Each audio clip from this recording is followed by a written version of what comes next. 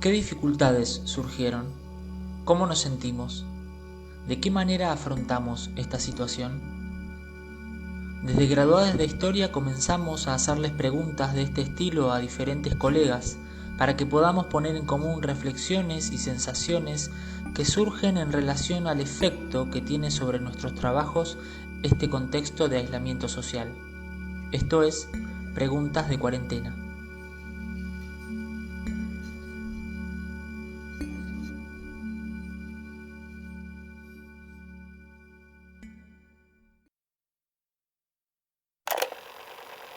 Hola, buenos días, tardes o noches, en este tiempo sin horarios. Mi nombre es Emanuel Correa, soy ayudante de Historia Argentina 2 en el profesorado en Historia de la Facultad de Humanidades y también soy padre de dos niñas, Malena de 7 años y Facundo de 3. Desde graduados de Historia me preguntan justamente cómo estoy transitando la experiencia de dar clases virtuales en la facultad durante la cuarentena y de qué manera se entrelaza esto con la crianza de mis hijas y el acompañamiento de su escolaridad virtual. Bueno, son como dos preguntas en una, ¿no? Las dos muy interesantes y que dan para hablar mucho por separado y también en su interrelación. Empiezo por el final, como corresponde, contando que es casi la 1 de la mañana, justamente porque para responder esto más tranquilo, grabando, preferí esperar a que estuvieran durmiendo mis hijas. No porque no tengamos espacio en casa para laburar tranquilos, que por suerte lo tenemos, sino porque la atención es irremediablemente otra cuando las niñas andan por ahí y pueden irrumpir en el momento menos esperado, ¿no? Arranco por ahí diciendo eso, que más allá de no perder de vista este principio que tanto se menciona por estos días de establecer horarios de trabajo y horarios de no trabajo delimitados, es un poco inevitable que en una casa con niños en este contexto se imponga el cómo se puede y cuándo se puede en alguna medida, ¿no? Lo que se puede regular en todo caso, y lo hacemos, es la cantidad de horas de trabajo, pero su distribución es siempre bastante azarosa, esa es la verdad. Mi compañera también es docente de nivel inicial, así que los cuatro impartimos o recibimos educación virtual, tenemos encuentros por Zoom, cosas para imprimir y una sola computadora apta para estas funciones. Así que la primera tarea del día siempre es armar la agenda, digamos, en función de esos encuentros pautados o con horarios pautados, y a partir de ahí organizamos, bueno, nuestras tareas laborales más flexibles en cuanto a sus horarios y nos vamos turnando, mi compañera y yo, entre ese laburo y las tareas propias de la crianza, la casa, el acompañamiento de la educación virtual de los chicos.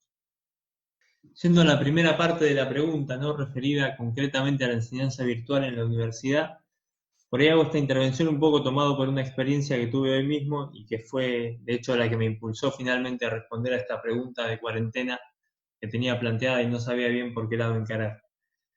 Cuento lo más brevemente posible, partiendo de una necesidad bien concreta, que fue reprogramar un próximo encuentro que no habíamos caído en la cuenta que caía en feriado. Convoqué una reunión en Zoom con mis alumnos para resolver esta cuestión puntual y aprovechar también para hacer una especie de balance e intercambio más informal respecto de la mecánica de la cursada, de la modalidad de trabajo en los foros. Venimos trabajando centralmente con actividades escritas en los foros del campus virtual y manteniendo estos encuentros semanales en Zoom como un recurso de apoyo optativo, pero que notamos que los alumnos demandan y aprovechan mucho, ¿no? Estas plataformas que al menos permiten ver rostros, escuchar voces y sostener un intercambio más espontáneo, ¿no? Que el que se puede dar en un foro o en cualquier otra actividad o contacto por escrito. Bueno, en fin, la reunión consistió en un cómo venimos, así bien amplio, no bien general.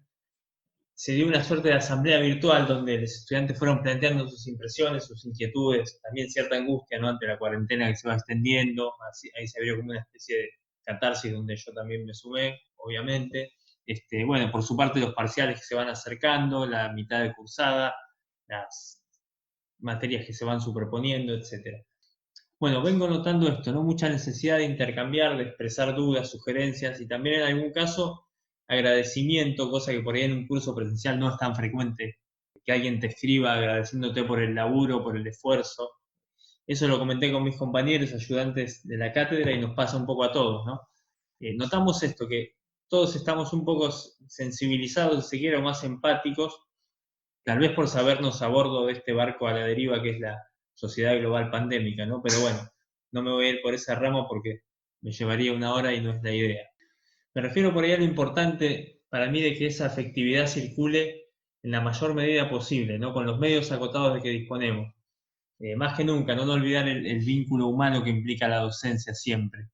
No nos quedemos con que el abrazo no se puede dar, porque hay muchas formas de abrazar en algún punto, ¿no? Sin caer en lo cursi, pero digo, para evitar la deserción, no ese fantasma que siempre nos acecha en toda cursada que se inicia y que en este contexto se agiganta, me parece que tan importante como el contenido, o incluso más, puede ser esa mirada, ese mensaje dando ánimo, disipando ansiedades o temores.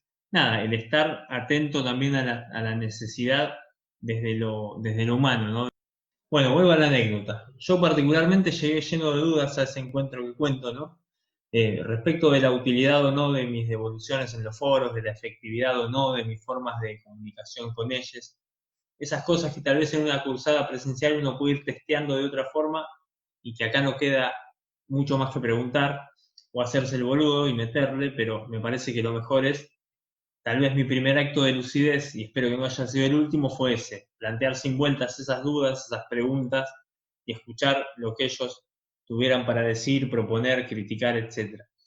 Digo, sin postular un horizontalismo extremo, ¿no? Ni correrse del lugar de responsabilidad en la toma de decisiones que uno tiene como docente, por ahí invitaría a pensar eso, ¿no? Que se puede en buena medida ir preguntando y resolviendo en consecuencia, cambiando sobre la marcha, proponiendo actividades y estar dispuesto, como nos pasó a mí y a mis compañeros, a que los alumnos nos reboten esas propuestas y recalcular y reprogramar, ¿no?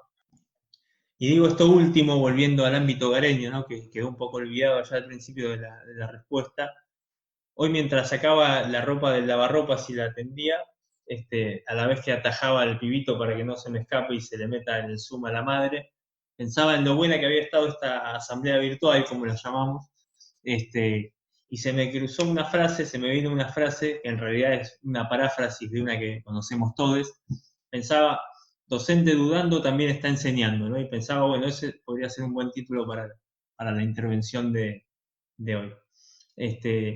Eso que siempre es políticamente correcto citar de Freire, ¿no? De que el educador educando también aprende del vínculo pedagógico, que a veces queda en la declaración, bueno, nada, llevémoslo a la práctica simplemente, y sobre todo que por ahí las estructuras que se sacudan ahora por la emergencia también nos sirvan para repensar distintos aspectos de nuestra práctica cuando llegue la hora ansiada, ¿no? De volver al aula. En fin, seguramente no esté diciendo nada demasiado nuevo con esto, ¿no? Pero también pienso que querer salirse siempre y a toda costa de los lugares comunes a veces puede ser caer en el más común de los lugares.